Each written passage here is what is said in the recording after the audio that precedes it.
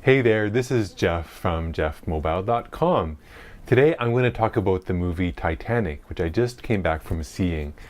We went to suburbs of Vancouver to see this movie in IMAX 3D, which is quite a nice experience. The IMAX screen is a lot bigger than normal movie theater screens, and the seats are really comfortable. They're some kind of fake leather that you can actually recline, and it feels really nice, comfortable in those seats. So anyways, it's a really interesting movie.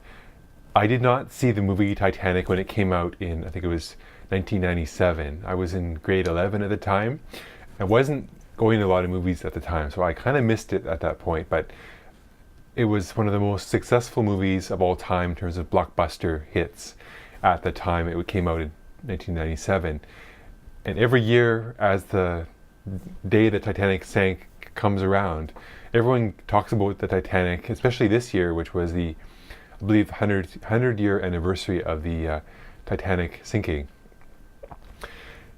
So James Cameron, the famous director who directed Titanic, came out with a 3D re-release, remaster of the Titanic film, showing in theaters worldwide, attracting a new audience. I heard that the movie is actually shown in China, but they had to censor some of the scenes. One scene where there's a bit of nudity, at least the upper part of nudity of a woman's body, that had to be censored in China. And the reasons why they say in the news that it was censored, because they were worried that some people in the audience would reach out in the 3D to touch this filmed breast of Kate Winslet. But so they didn't want to disturb the other people watching the movie, so they censored that whole scene. I guess it is a bit racy, especially since the government has the ability to watch over what citizens see. They wanted to eliminate that scene from the movie.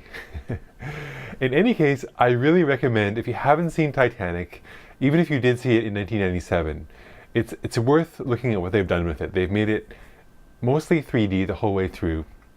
They've, of course, enhanced it for the large screen and made it just seem a lot more like life. It's still really exciting. They've done the sound master in the new, I guess, the Dolby or whatever they do with IMAX, a really surround sound mix, really great. And of course, what can I say about the acting? It was, you don't see acting like that now. I guess you do, but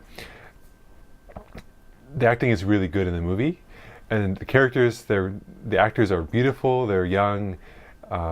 Kate Winslet is wonderful. She's actually was criticized for being a little bit larger than the typical model or actress of that time, but I think she was someone was saying she was a size 4. I don't know what it was, but anyway, she looks great in the movie. And now she says that famously that she's gotten thinner and Leonardo DiCaprio has gotten fatter, at least a little bit. He was 21 when this is filmed, and he was one of the main reasons why so many girls and women went back to see this movie multiple times, because he's kind of the ultimate hero, the ultimate heartthrob, and one of his peaks of his beauty, I guess you could say, of that age. So is Kate Winslet, though. She's really beautiful. And this movie is a stunning example of how young actors can really hold a movie together and make it such a must-see for so many people at that time. And today too, a new generation of people are growing up to idolize over these characters, and this romantic story, also very tragic, of course, because we all know what happens with the Titanic. Well, I'm not going to give it away if you haven't seen it. In grade 9, I actually studied the Titanic movie, the Titanic story. We read some of the original books about it. We had to do our own writing, essays and fiction based on the Titanic story. I remember writing some kind of like a drama or a screenplay about Titanic. And it's one of those stories that anyone can really identify with, because it's so universal in terms of the themes in it. Of course, facing death and tragedy, and also the whole interesting conflicts between classes and races, and mostly classes, I guess, in this movie. Whereas the second class, third class people in the steerage are not even allowed up onto the lifeboats until it's basically too late. So it's pretty, one of those class conflicts that is pretty interesting.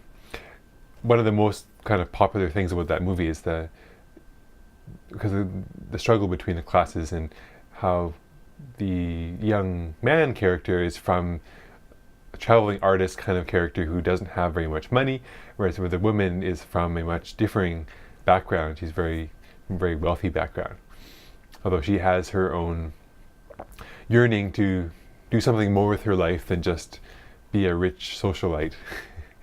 But before I give away the whole movie, I would like to stop now and recommend watching Titanic for experiencing a really great movie that is almost perfect in so many ways in terms of the story, the epicness, and the overall execution of this movie is really flawless.